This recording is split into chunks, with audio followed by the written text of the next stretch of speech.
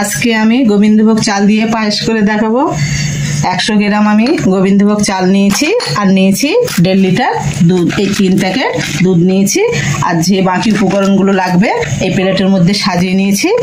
এখন আমি এই গোবিন্দভোগ চালটা ভালো করে ধুয়ে নিয়ে দুধ দিয়ে প্রেসার কুকারে দিয়ে সিদ্ধ করে নেব। কড়াটা আমি বসিয়ে দিয়েছি, আমি চালটা সিদ্ধ করতে দিয়েছি। ততক্ষণে আমি এই দুধটা জাল দিয়ে নেবো একটু।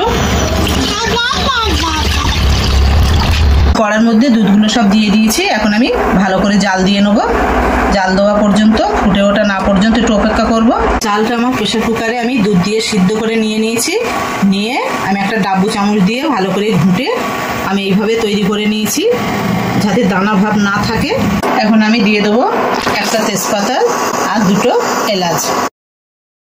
আমার গরম হয়ে গেছে, এখন আমি অল্প একটু দুধ তুলে নেবো আমল দুধটা গোলার জন্য। এই অল্প একটু আমি তুলে নেবো। 3 প্যাকেট আমল দুধ গুলে নিয়েছি, এখন এর মধ্যে দিয়ে দেবো। এইভাবে নেড়ে মিশিয়ে নেবো। এখন আমি এই পায়েসের চালটা দিয়ে দেবো।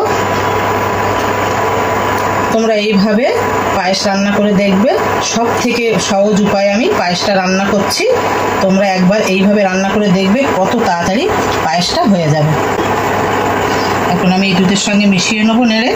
আমি যেভাবে পায়েসটা সিদ্ধ করে নিয়েছি প্রেসার কুকারে দিয়ে, তোমরা ওই একইভাবে সিদ্ধ করে নিয়ে পায়েসটা রান্না করে দেখবে কত সহজে হয়ে যাবে। খুব তাড়াতাড়ি অল্প সময়ের মধ্যে পায়েসটা তোমরা তৈরি করে নিতে পারবে।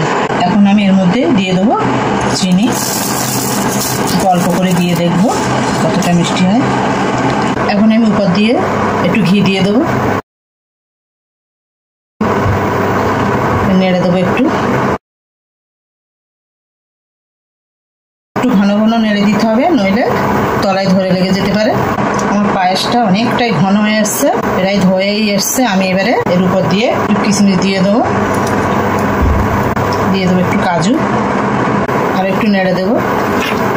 উপর দিয়ে দেবো একটু কাঠবাদাম, এইভাবে দিয়ে একটু নেড়ে দেবো। পায়েসটা আমার হয়ে গেছে, আমি একটা অন্য পাত্রে তুলে নেবো। কতটা ঘন হয়েছে আমি তোমাদের তুলে দেখাচ্ছি। ঠান্ডা হয়ে গেলে আরো একটু ঘন হয়ে আসবে। এখন আমি পাত্রে তুলে নেব।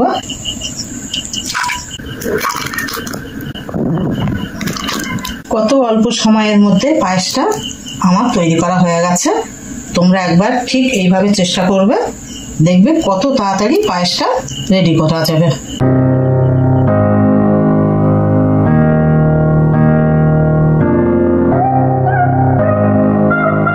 আমার পায়েসটা একদম রেডি হয়ে গেছে। এই দেখো কত সুন্দর দেখতে লাগছে, দেখো।